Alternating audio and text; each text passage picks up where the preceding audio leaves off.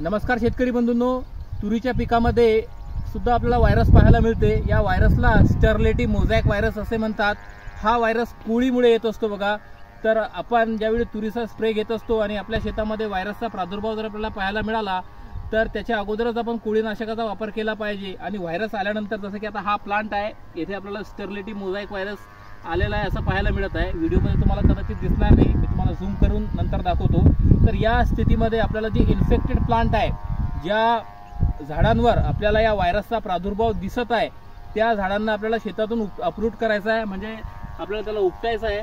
आणि उपटल्यानंतर त्याला आपल्याला आपल्या शेतामधून या आपल्या प्लॉटमधून बाहेर फेकायचा आहे, कारण की हा प्रादुर्भाव बाकीच्या पिकाला सुद्धा इन्फेक्ट करू शकतो।